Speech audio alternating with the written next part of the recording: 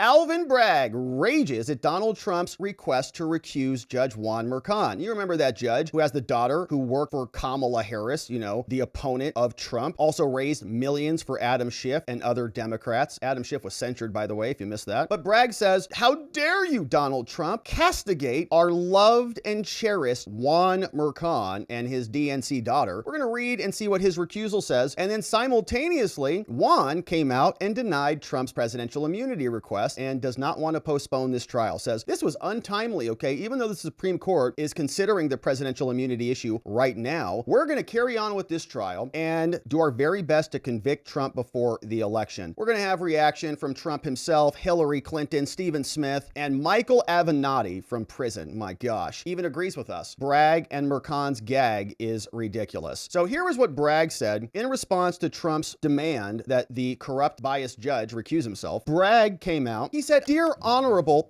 Judge Juan, the people respectfully submit our motion that opposes Trump's letter seeking your recusal again based on your daughter. Trump has identified no change in circumstance," and we know that he has, clearly. We now know that she has all sorts of FEC donation records and has made millions, like her company has made millions from Democrats. Defendant has identified no change circumstances, and so other orders denying a recusal are valid. So alternatively, treat this as a pre-motion letter and response, okay? We don't even want to brief this. Just deny it right here and summarily deny Trump's recusal arguments on the merits. We don't even need to brief this anymore. Bragg says, all right, look, Your Honor. First, Trump asserts without any citation, he says, quote, Authentic, the daughter's company, has used social media to market its connections to Joe and Kamala while deriding President Trump. But there's no citation for that. Even assuming that this claim is true, it merely reiterates Trump's earlier argument based on Authentic's client list. This court, the advisory committee, have already said that's no basis for recusal, and so there should be no basis here. So in other words, it's the same thing, right? You've already decided this. And second, Trump asserts, again, without any citation, that Authentic, the daughter's company, has received millions of dollars from entities associated with Trump's political rivals, Shifty Shift, Kamala Harris, and others, and that some of those entities are associated with legislators and PACs that have solicited contributions specifically based on this case. Now, Trump's own careful wording reveals multiple attenuated factual leaps here, undercut any direct connection between Authentic and this case. Authentic has received money from entities. Those entities are associated with politicians, and those politicians have raised money based on this case. He says, what? He's like, follow the bouncing ball. Says this daisy chain of innuendos is a far cry from evidence that this court is biased. I don't think so. A direct personal or pecuniary interest in reaching a particular conclusion. It's Fannie Willis 2.0, man. We've already seen this. If this judge dismisses this case, as he should because it's corrupt, guess what? Daughter has no more fundraising campaign material to write her little email newsletters. So the judge has to continue it on. So his daughter gets paid, right? And that's someone you love. Like, if you don't do something good for your daughter, what kind of a father are you? There is simply nothing new here that would alter this court's prior conclusion, and nothing that's going to benefit Authentic or the judge, let alone this court. Third, Trump faults this court for making extrajudicial comments about the case because remember, the judge used the Office of Judicial Administration to act as his daughter's little PR ring arm and said, oh, she kind of deactivated that account sort of some time ago. To the extent that Trump intends to seek a recusal based on the article, such a request would be frivolous and it would be vexatious to waste this court's time. Trump fails to note that, aside from acknowledging intense preparation, the judge, the article reports that Merchan wouldn't talk about the case. Notwithstanding Trump's claim to the contrary in a separate filing, this article does not report that the court was talking about this case when they said there's no agenda here, we want to follow the law. He was talking in abstract. Now, even if the court did have this case in mind, expressing a broad commitment to impartiality, it's very obviously not a prohibited comment and thus not a basis for recusal. And this is Matthew Colangelo, right? The same guy who used to work for Tisch, the same guy who used to work for Biden at the DOJ. He's the person who's really spearheading this. Alvin Bragg's too dumb to do anything, you know, of consequence on this case. In fact, Alvin Bragg, I don't even think understood it. He didn't even want to bring it. The only reason this case came about is because Matthew Colangelo came over. They hired him, I think, December 5th, 2025. And then right after that, they decided that it was time to prosecute. I mean, about a year later, right? Then an indictment came back down. But this was the zombie case. Cyrus Vance was a former prosecutor, didn't do anything with it. DOJ declined to do it. Matthew Colangelo came down. He's like the target hatchet man of Trump. And he was also involved in the Tisch case. So he's still, you know, making the rounds and the person responsible for a lot of this. Now, that happened simultaneously. Judge Juan Merchan came out and denied Trump Trump's presidential immunity. And let's take a look at what that filing looks like from Judge Juan. Here he filed this. He says, all right, some background. On April 4th, 2023, Trump was arraigned on the indictment. Why'd they wait till 2023 when this is a 2016-17 case? Trump filed a notice to remove to federal court. Trump moved to dismiss the indictment on October 5th, citing presidential immunity. On February 22nd, Trump filed the motion in limine in this case, saying there were a number of exhibits there, 94 statements that Trump made on the media, and people filed their motions and more. February 29th, Trump responded to their motion, and we must pre-clear evidence. Then on March 7th, Trump filed the instant motion to exclude evidence and for an adjournment. Okay, so you see what's happening? Now I know why. It's because it's a timing thing. So the judge is going to say, look, this case has been going on for a long time. You got indicted a year ago. You should have brought up presidential immunity a long time ago. You brought it up on March 7th, 2024. So he's going to say it's too late, sorry, even though this case is at SCOTUS, or the immunity issue is at SCOTUS right now. Here's the contention. Trump says he seeks an adjournment of the trial, a postponement, a continuance, because we're dealing with presidential immunity. He also wants preclusion of any of Trump's official acts because some of the conduct, remember, some of the payments to Cohen were in 2017 when Trump was in the presidency. So there is some argument of presidential immunity. Now, Trump argues that he is immune from these prosecutions based on his official acts. The instant matter should be adjourned in light of the recent Supreme Court decision to hear about presidential immunity, and the people should be precluded from talking about Trump's official acts as the president, saying he's entitled for immunity for stuff that is within the outer perimeter. The people, Bragg, they cite to criminal law. They say that Trump's claim of presidential immunity is not a basis for precluding evidence, and the people can also argue, Bragg, that there's no authority for immunity, and so on. And look, the judge just brings this up as on his own. So this is kind of sua sponte. It looks like Bragg didn't even bring up the argument. Actually, they do. Bragg does argue that it is untimely. All right, so the judge is hanging his hat on this one. Bragg says it's untimely. It's too late. Criminal law. So the judge writes, for the following reasons, Trump's motion is denied. It's untimely, right? You just ran out of time. 45 days. I was like, what's the timing on this? So if they filed on March 7th, okay, trial was on April 15th. How many days is that? So it looks like the deadline is 45 days. All pretrial motions shall be filed within 45 days. A court's decision on issues of timeliness is discretionary, which is true. So the judge could hear it, but he's going to say, no, I'm not going to. Defendant appears. Why did you file this so late? He says, well, because Bragg filed their motion. We were responding to this. And two, because in February, SCOTUS accepted this. That's why we just had to file it. So SCOTUS accepts this on February 28th. They race, okay, like a week later, they turn around a week later, they file their motion, March 7th, saying you got to preclude this evidence. And the judge says, sorry, you're outside of the rules. Okay, here. The contention must entertain and decide the merits of an appropriate pretrial motion. A court may summarily deny a motion that is filed late. Okay, so he says it's late. Court's decision is discretionary. In reviewing the excuses that were proffered by Trump, court finds they're inadequate and not convincing. He says that you based it on two events, motion and limine. I'm still trying to understand, except as otherwise provided by law, whether the defendant is represented by counsel or elects to proceed pro se, filed within 45 days after the arraignment and before the commencement of trial, or within such additional time as the court may fix upon application. Okay, so maybe the judge set a deadline, because if that's right, if that's 39 days, March 7th is 39 days, right? So I think that's right. And look, at the time the motion was filed, the trial was set to commence on the 25th, right? So like we're definitely within that 45 days. So now the court must entertain and decide this on grounds that they could not with due diligence have previously been aware and may summarily deny the motion. So those two reasons, even when considered in tandem, says the judge, Trump does fail to explain why they waited long past the statutory period allotted by CPL 255. The defendant had ample notice that the people were in possession of and intended to use various statements made by Trump. He was also well aware of the defense of presidential immunity. Even if unsuccessful, he knew it might be available to him. He discussed it below in other matters. He also was aware of that defense when they were available to him when he attempted to remove this matter to federal court in May. Nonetheless, he chose not to raise the defense of presidential immunity until well past the 45-day period provided by the statute. I'm just reading the statute wrong. So it's after the arraignment. Okay, so they want the motions. So if this is what the law says, right, the judge is reading this, that you have after the initial court date, you got 45 days after the arraignment to file your substantive motions. Okay, so like he only had 45 days after the indictment or after the arraignment, which would come about 30 days after the indictment or so. Okay, so Trump gets indicted. Just to be clear on this, Trump got indicted on April 4th, and apparently the judge is saying you've got 45 days from that time. I don't practice law in New York, so I don't know if that's a standard thing or what, but that's obviously very short. So the judge is saying, no, you should have filed it within that 45-day window. He also did not raise it in his omnibus motion, in his motion in limine, or his response to the motion in limine. This feels very orchestrated, okay? So in other words, the judge was allowing them to file a bunch of other motions, right? The judge allowed them to file a ton of stuff, but then this one, he says no. Trump's decision is unjustifiable, renders this motion untimely. He filed his motions in limine after the 45 days. They filed a ton of stuff after the 45 days. So the judge is just being subjective on this, right? He's just deciding, I'll allow some motions to go through after the 45 days, but other motions will allow you to file. And there's been a ton of stuff that's changed since then, right? Further, and as an aside, the fact that Trump waited a mere 17 days prior to the schedule of March 25th, see, that's what I thought the problem was. I thought the judge was going to say it's got to be 45 days outside of the trial, which makes sense. We have rules like that here in Arizona, you know, because you don't want to bombard people right before trial. But their argument would be, we just found out from SCOTUS. Like, if it's the March 7th to the March 25th date, I understand, okay, that's untimely, but they weren't. It raises real questions about the sincerity and the actual purpose of the motion. I don't even know what that means, Judge. The motion is to dismiss the case. We want clearly an adjournment because you're dropping a new discovery, new evidence on the defense. Even the DOJ admitted that. Obviously, we wanted an adjournment. That is within your right to make that argument. So after all, Trump had already briefed the same issue in federal court, and he was in possession of and aware of the fact that they were going to use this similar stuff at this trial. So when viewed as a whole, this is just done to test this court's credulity. Turning specifically to Trump's defense of presidential immunity, the procedural history, look at this, together with the procedural history of the federal insurrection matter, how's a judge referring to another case where Trump has not even been charged with insurrection? By the way, never been charged with insurrection. He got impeached for that and he was acquitted on that. There is no insurrection matter. There's a Trump said some things at a speech matter. Like, this judge absolutely should recuse himself. He's clearly biased, but he won't. Leave no doubt that Trump was aware the defense, even if unsuccessful, was available to him well before March 7th when the motion was filed. On October 5th, Trump moved to dismiss the federal insurrection matter. He could easily say the DC case on the grounds of presidential immunity. So he should have filed it here, right? The judge, again, is going outside of this courtroom to say Trump is precluded. In his motion papers therein, Trump specifically argued that his actions as president were in the outer perimeter. The law provides absolute immunity. And so he knew it then. He should have brought it up now. Defendant Trump's awareness of the availability of this is further demonstrated by arguments. For example, he tried to remove this to federal case and made those arguments there. Now we say, well, what about Bragg's intention to introduce evidence of his alleged pressure campaign against certain witnesses? The court finds that Trump was indeed aware and he knew about Bragg when he filed this motion, and he failed to demonstrate good cause for this late filing. Never mind that SCOTUS just issued an order. They learned a bunch of new material, some of which might be exculpatory. Now, he has also failed to persuade this court it should consider this in the interest of justice, right? The discretionary open catch-all. The people noted that the pressure campaign was already included. Trump had notice of these statements, and so then he can't be allowed to bring it up now. Now, the court finds that Trump had many opportunities to raise the claim of presidential immunity before March 7th. Defendant could have done so in his omnibus motions on September 29th, which he was allowed to submit. Okay, I guess that one was okay past the 45 days, which were filed a mere 6 days before he briefed the same issue in the insurrection matter. And after he brought the removal motion. And so, having addressed this issue of timeliness and returning to Trump's motion for preclusion, the court reminds we've already ruled on this in limine. And so therefore, Trump's motion is denied as entirely untimely. We decline to consider the other issue about preclusion of evidence because it's untimely. This is my decision and order, Judge Juan Merchan, acting justice of the Supreme Court. Is he not even official? Acting justice? What does that mean? It's not even a real judge? Yeah, gosh, I'm looking at that one. All right, so it's a cop-out, right? And the judge is just saying, no, you had 45 days. He found a rule and he threw it out. And I've had this happen to me many times, right? Judges, oh, sorry, it's not timely. You're like, Your Honor, it's not timely because the prosecution told me about it yesterday, which is exactly what happened in this case, right? SCOTUS literally just accepted it. Everybody on the left is saying Trump doesn't want to go to trial. If he's so innocent, he should just want to show up. Why would you do that? It's already rigged and it's a foregone conclusion that you're going to get blown out. Okay, Trump can't even talk about this. You know it's bad when Michael Avenatti is agreeing with us. Here's what he said. He's in prison. Says we can't be hypocrites when it comes to the First Amendment. It is outrageous that Cohen and Daniels, Stormy, can do countless TV interviews, post on social, and make money on bogus documentaries, all by talking crap about Trump. But he's gagged and and threaten with jail if he responds. Yeah, you're right about that, Michael. Not fair at all. Even a broken clock can be right. Here is what MSNBC said some about this. They said, Juan Mercan's amazing. He shouldn't recuse at all. He's doing a great job, and he should stay on this case. Here is what that sounded like from these people. You know, there wasn't anything then. It was sort of thin gruel at the time. Now it's reheated thin gruel. The only argument is his daughter works as a Democratic consultant, and they've tried to gin up a financial conflict, saying the trial will give them business that will somehow redound to Judge Mercan's benefit. You know, it's really tissue thin.